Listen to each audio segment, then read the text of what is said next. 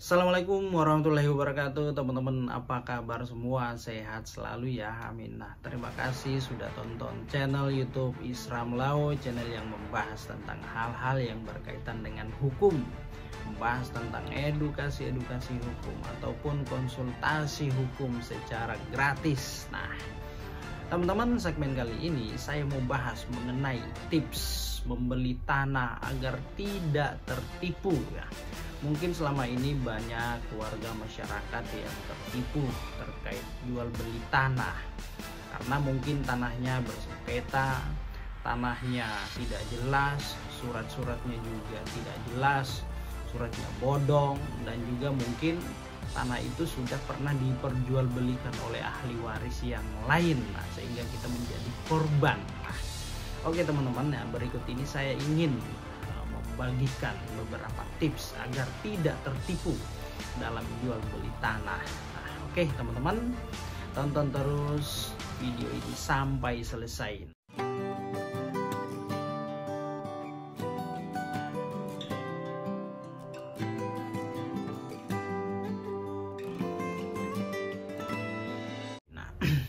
Nah, mengenai tips membeli tanah agar tidak tertipu, nah ini berikut ya, ini saya ingin jelaskan ya.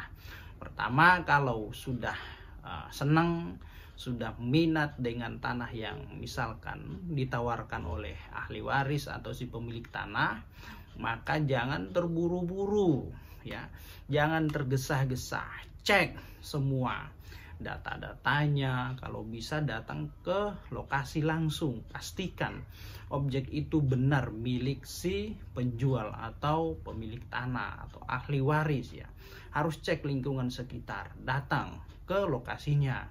Nah, misalkan temui si pemilik tanahnya ya, terus kemudian cari ahli waris yang lainnya, minta keterangan. Temui RT, RW, bila perlu ke lurah dan desa, minta keterangan ya. Pastikan ya data-data, misalkan surat-surat ya, ini harus diperiksa ya, surat-surat tanahnya, apakah surat tanah dengan KTP atau KTP ahli waris ini sesuai ya dengan data-data yang ada. Misalkan sudah sertifikat hak milik terhadap objek tersebut, maka dipastikan SHM itu apakah atas nama yang ada di SHM sesuai dengan KTP pemilik.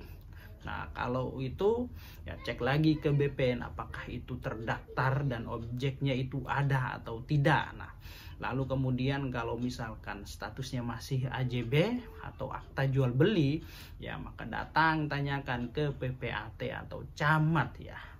Lalu misalkan suratnya masih status girik, nah, maka datang ke lurah atau ke desa, pastikan ya girik itu benar dan tidak terjadi sengketa di sana. Nah, pastikan semua tercatat, terdaftar, objeknya ada dan tidak dalam kondisi bermasalah. Nah, lalu kemudian cek PBB teman-teman ya, atau SPPT ya. Nah, apakah sudah dibayar? Tahun berapa pembayarannya? Nah, lebih baik ya tahun terakhir, misalkan tahun 2023, yaitu telah dibayarkan pajaknya.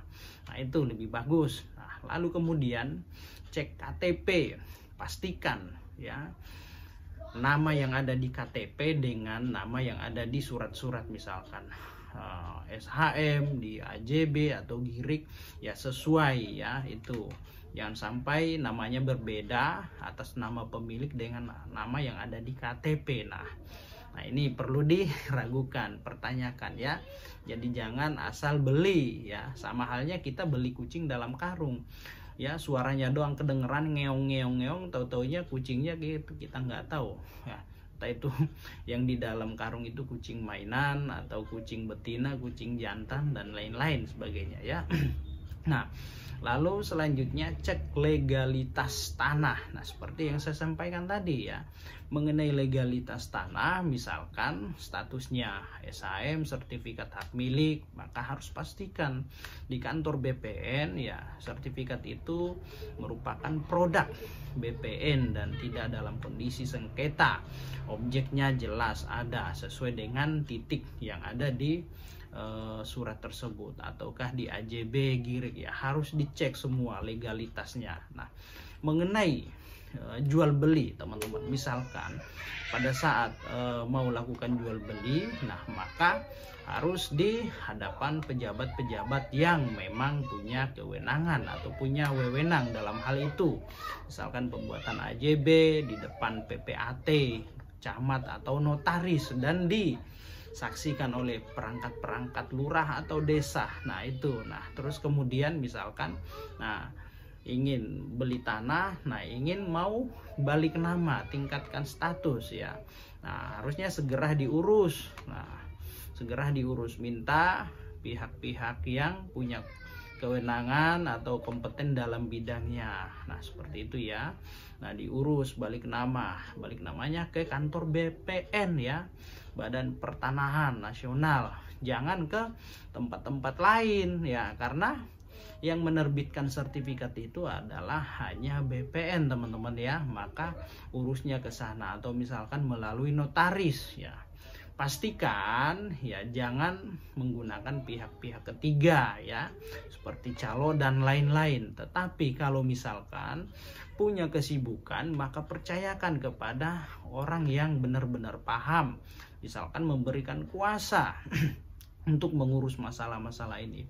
Memberikan kuasa kepada siapa? Misalkan kepada advokat, lawyer, kantor notaris, untuk mengurus masalah ini, atau orang-orang yang berpengalaman tidak melakukan penipuan. Kan banyak gitu ya, data-data dipegang, begitu dia pegang data akhirnya diakalin.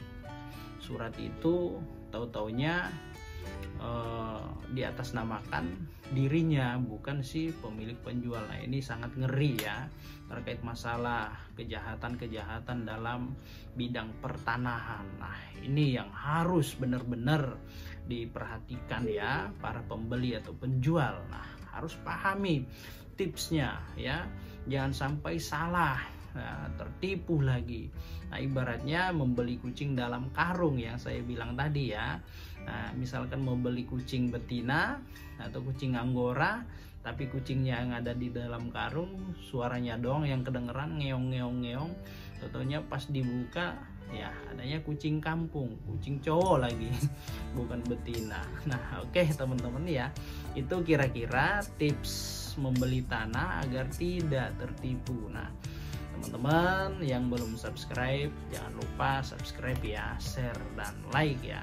Masih banyak video-video menarik yang akan saya sampaikan. Nah support terus video ini dan semoga bermanfaat. Terima kasih ya teman-teman ya sudah tonton video ini sampai selesai. Dah.